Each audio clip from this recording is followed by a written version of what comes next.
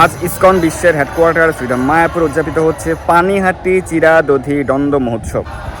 এই মহোৎসবে আপনারা খুব সুন্দরভাবে শ্রী শ্রী রাধা মাধব, শ্রী শ্রী পঞ্চরত্ন, ভগবান নরসিংহদেবের অপূর্ব শৃঙ্গার দর্শন লাভ করুন। খুব সুন্দরভাবে উদযাপিত হচ্ছে শ্রীধাম মায়াপুরে এই পানিহাটি চিরা দধি দণ্ড মহোৎসব।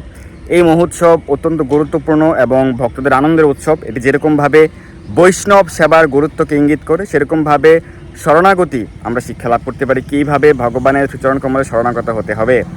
তো এই উৎসবের নাম হচ্ছে দণ্ড মহোৎসব।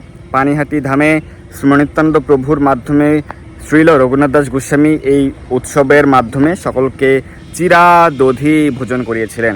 তো কে দণ্ড দান করেছিলেন? শ্রীমনিত্যানন্দ প্রভু। কাকে? শ্রীল রঘুনাথ দাস গোস্বামীকে, যিনি ভগবানের অত্যন্ত প্রিয় ভক্ত, মহান ভক্ত, সরগোস্বামীদের অন্যতম। তো ভগবান এই লীলার মাধ্যমে আমাদেরকে শিক্ষা প্রদান করেছেন। সেটি হচ্ছে কি ভুল তিনি করেছিলেন আমাদেরকে শিক্ষা প্রদান করার জন্য, যে কীভাবে ভগবানের চরণ কমলে পূর্ণরূপে শরণাগত হতে হবে। প্রথমে শ্রীমনিত্যানন্দ প্রভুর চরণ কমলে শরণাগত হতে হবে। সরাসরিভাবে শ্রীমন মহাপ্রভুর চরণ কমলে শরণাগত হওয়ার চেষ্টা করার কারণে বারবার ব্যর্থ হচ্ছিলেন। পরবর্তীতে তিনি ভুল বুঝতে পেরেছিলেন শ্রীল রঘুনাথ দাস গোস্বামী, এবং তিনি যখন শ্রীমন নিত্যানন্দ প্রভুর চরণ কমলে শরণাগত হওয়ার চেষ্টা করেছিলেন পানিহাটি ধামে, নিত্যানন্দ প্রভু গঙ্গা তটে তিনি একটি অশ্বত্থ বৃক্ষের নিচে উপবেশন করেছিলেন তার পার্শ্বদ পরিবৃত হয়ে, এবং তখন তিনি বলছিলেন যে চোরা দিলি দর্শন, আয় আয় আজি তোর করিমু দণ্ডন, নিকটে না আইস চোরা ভাগো দূরে দূরে, আজি লাগ পাইয়াছি দণ্ডিমু তোমারে, আজ তোমাকে দণ্ড দান করব। কি সেই দণ্ড? যে আমার সকল পার্শ্বদেরকে, সকল পুরো গ্রামবাসীকে, সকল ব্রাহ্মণ সকলকেই ভোজন করাতে হবে। কি?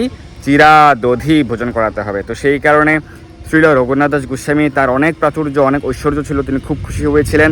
তিনি সুন্দরভাবে আয়োজন করেছিলেন সকলকে চিরা দধি, নানা প্রকার ফলমূল, কলা সহকারে, আম সহকারে নানা প্রকার ফলমূল, দধি, চিরা, ক্ষীর, দুগ্ধ তিনি সকলকে ভোজন করিয়েছিলেন, 2টি করে ভাণ্ড। আপনারা সুন্দরভাবে দেখছেন শ্রীধাম মায়াপুরে আয়োজন করা হয়েছে, সকলকে বিতরণ করা হচ্ছে।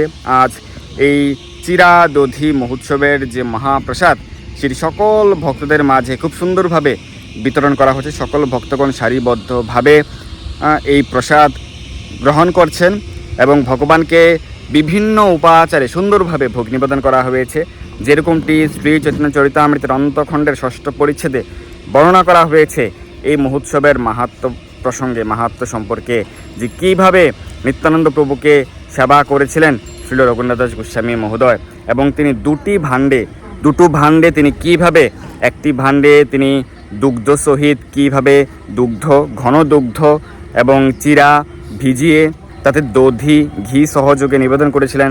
আরেকটি ভাণ্ডে তিনি গরম দুগ্ধ, তপ্ত দুগ্ধ এবং তাতে দধি, চিরা এবং তাতে চাঁপা কলা ছিল, ঘি ছিল।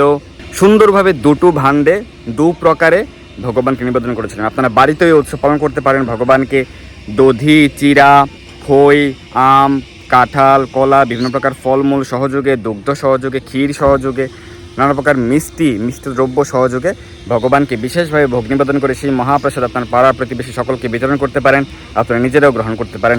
অত্যন্ত আনন্দের উৎসব পানিহাটি চিরা দধি দণ্ড মহোৎসব। যারা পানিহাটি ধাম থেকে যুক্ত হয়েছেন, কারা আজ পানিহাটি ধাম থেকে যুক্ত হয়েছেন আমাদেরকে জানাতে পারেন, এবং আপনি কে কোন মন্দির থেকে যুক্ত হয়েছেন আমাদেরকে জানাতে পারেন। এছাড়াও শ্রীধাম মায়াপুরে সুন্দরভাবে আয়োজন করা হয়েছে প্রতি বছরের ন্যায় এবারও এই পানিহাটি চিরা দধি দণ্ড মহোৎসব। সুন্দরভাবে ভগবানকে শৃঙ্গার সজ্জিত করা হয়েছে, এবং সুন্দরভাবে নানা প্রকার ব্যঞ্জন ভগবানকে নিবেদন করা হয়েছে, এবং ভগবানের মহাপ্রসাদ সকল ভক্তদের মাঝে বিতরণ করা হচ্ছে। আপনারা সুন্দরভাবে দর্শন করুন, এবং ভার্চুয়ালি দর্শন করে আপনারা এই মহোৎসবের বিশেষ কৃপা লাভ করুন। আমরা শ্রীমন মহাপ্রভুর বিশেষ কৃপা লাভ করব।